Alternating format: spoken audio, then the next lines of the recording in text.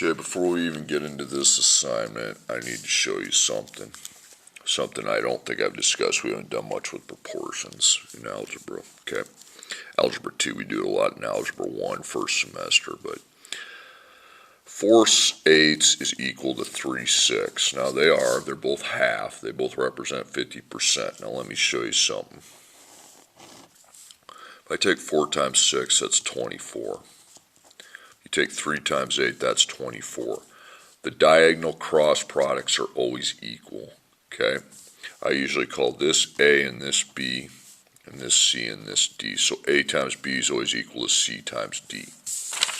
Okay, now there's another way to do these first ones. They're not going to work, so I'm just going to show the property. 3 over 2x equals 5. You need to solve for x. Now that has the potential to turn into an x second. I said the potential, doesn't mean it's going to, but for now let's just assume we're finding one answer. Okay, put a 1 under that 5, and then A times B is always equal to C times D in a proportion. Now there is another way to do this one, okay, but it's not going to work on the others. This property will get us right every time. So A is 3, B is 1, C is 5, and D is 2x.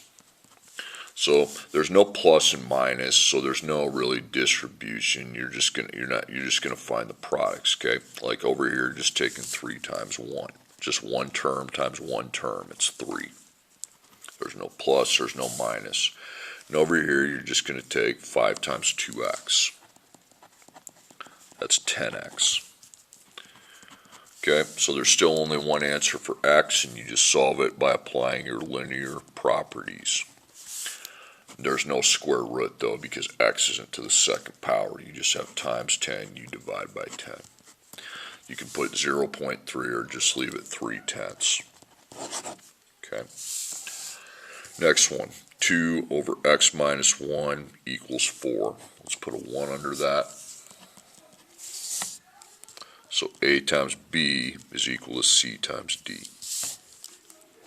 So again, you got to make, it's not AB, it's AB or diagonal. Okay, get that right. Okay, circle that if it helps. Because you're going to be taking this times this and this times this.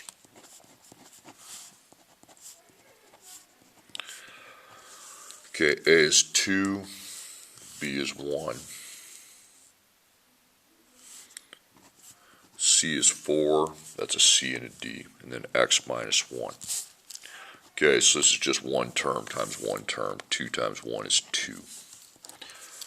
This is one term, but the minus means that is 2 terms. Okay, so you take 4 times 1x and 4 times negative 1. It's going to be 4x and negative 4. So 4x minus 4. Well, x is still only to the first power, so we just solve for it by applying our linear properties. That's when you get the x by itself. So you get times 4 minus 4. Get rid of your minus 4 with plus 4. That's 6. Okay, divide that by 4. You can leave it 6 over 4. You can write 1.5. I don't really care how the answer is expressed. Just get it of the correct value. 3 over 2, 1.5. There's 4 different ways to do that. Okay, next problem. 5x minus 2 over x minus 4 equals negative 3 over 1.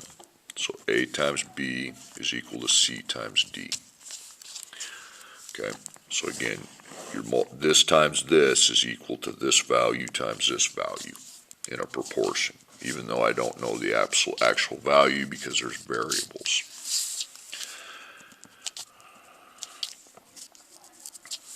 Okay, so A is 5x minus 2. B is 1. And then C is negative 3. And D is x minus 4.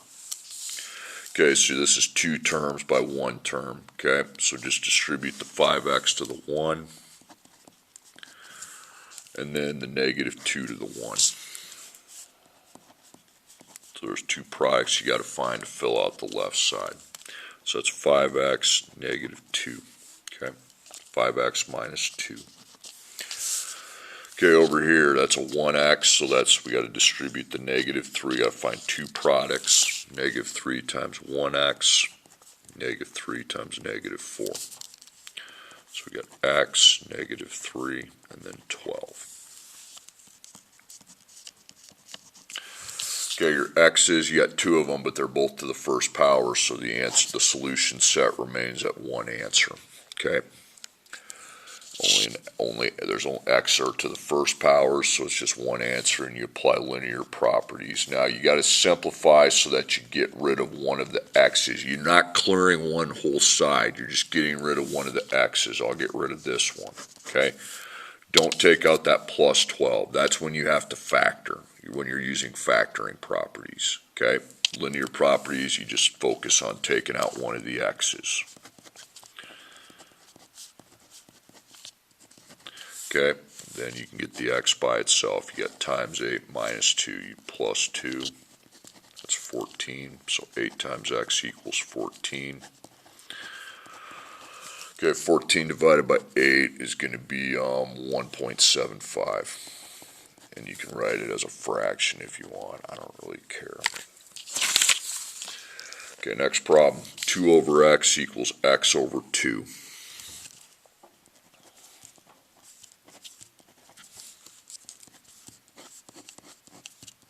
Now the game's going to change. And the way I set the problem up doesn't change, but then, so AB, you're going to take 2 times 2, that ought to be easy, and C times D, x times x, okay? Well, over here it's just 2 times 2, that's 4. Over here, if you want to put 1's in front, but it's still just 1x times 1x. It's 1x to the second. Alright, now you have 2x seconds, so now there's 2 answers, but you have x to the second only, so you don't have an x to the first, it's just x second. That's the only type of x you have, so you're applying linear properties and then a square root at the end, okay, to get rid of the second power. So you'll have to, alright, you can divide by 1 if you want, but it's still just 4. That 1's kind of obsolete, okay. Now the x second, you take out the second with a square root. Square root of the number 4 is 2, so it could be positive or negative 2. Okay, 2, negative 2. You can put a 2 right there if you want and go 2 second caret, doesn't really matter. Okay, next problem. I need to set something up quick, give me about 10 seconds.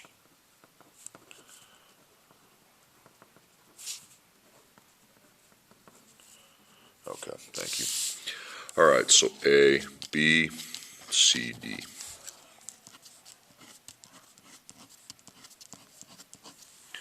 So A, B, C, D.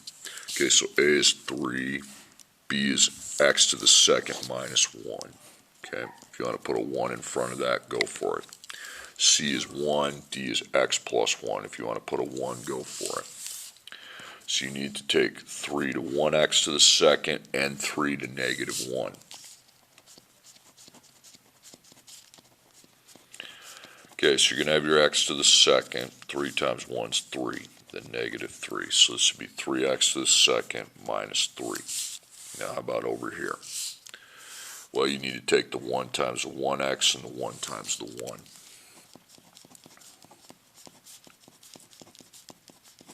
Okay, so over here you got 1x plus 1. Now how many answers you got? You got 2.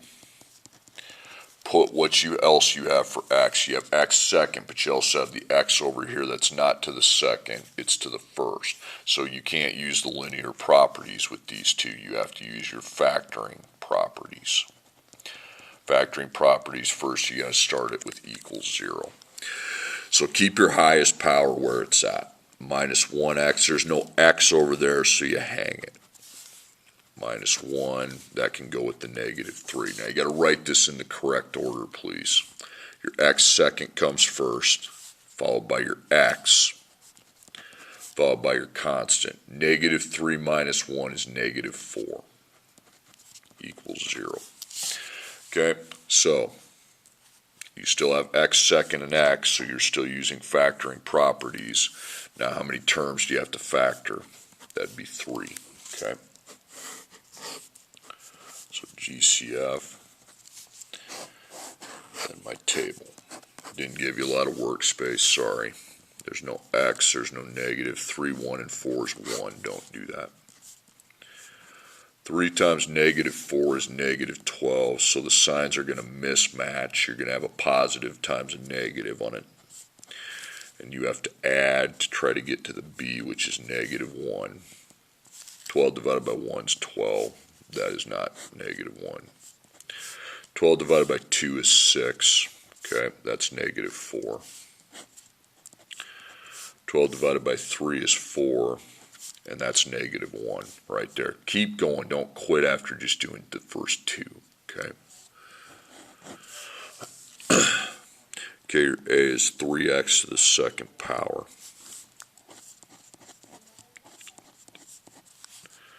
Positive 3, negative 4. Then you put x, 3 and 3. 3 and 3 simplify. You divide by 3. Okay.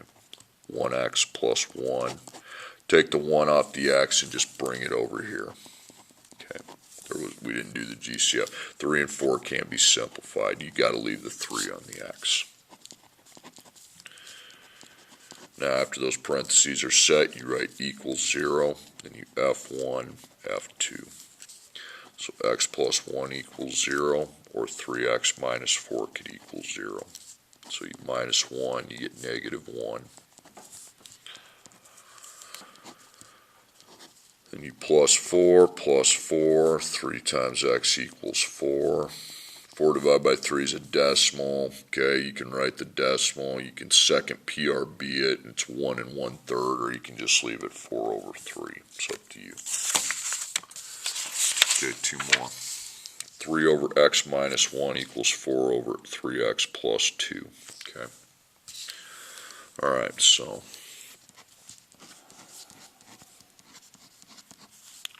a times b is equal to c times d. So this is a, this is b.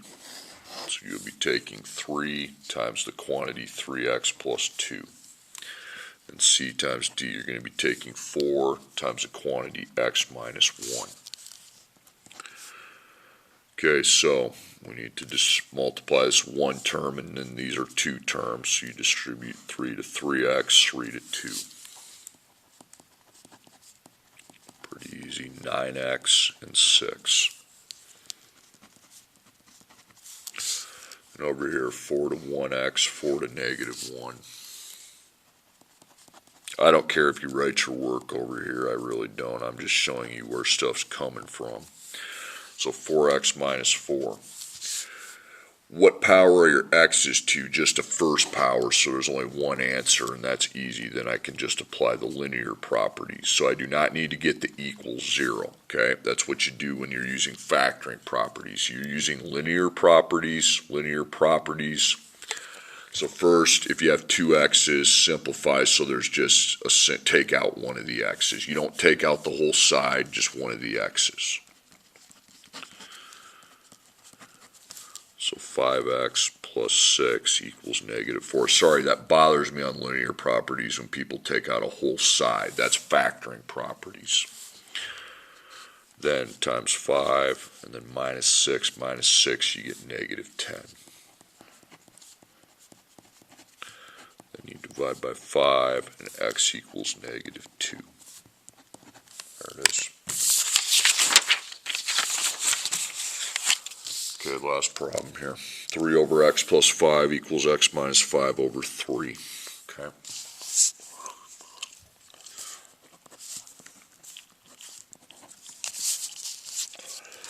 Make sure you got good notes taken on the one where I had to go to the factoring properties, this one here. Okay, you might have to look back at that.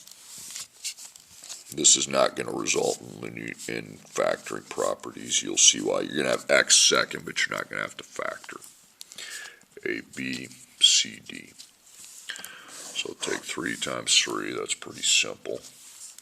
and then C x minus 5, and D is x plus 5. Good things happen when I multiply conjugates, meaning they're the same thing except this is a negative, this is a positive. So this is just 1 to 1, 3 times 3, it's 9. In the meantime over here, that's 2 terms, you FOIL. So 1x times 1x, or x times x, I don't care, as long as you recognize that you're multiplying a 2 by 2. Then 1x times 5, negative 5 times 1x, and then negative 5 times 5. So you get 5x, negative 5x, those cancel, they're 0, okay? Negative 25, so you write 1x second minus 25. Now there are still 2 answers to the problem, but we don't have to use factoring properties because we have x second only, okay? So this is linear properties where we get the x by itself followed by a square root to get rid of the second power. Okay, so linear properties, get rid of your minus by adding. That's 34. You don't have to divide by 1. You can just take it away. Now, square root. Now, there's 2 ways I'll allow you to do this. It's a 2 root, so it can be positive or negative, okay? If it's just a 2 root, you can do the double square roots and try to divide. You pick one of 2 ways. 34 divided by 25, no. 34 divided by 16, no. 34 divided by 9, no. 34 divided by 4, no. So nothing works. So you can either just leave the 34 in its square root, okay, instead of breaking it up, or I guess today I'll allow you to just square root it into an irrational decimal. So 2 second caret, or 34, 5.83. So whatever you're choosing to do, you can either put square root of 34, negative square root of 34, no I, because the number inside's not negative, or 5.83, negative 5.83, I don't care. There's got to be 2 answers. You can either do the square root simplification or the decimal.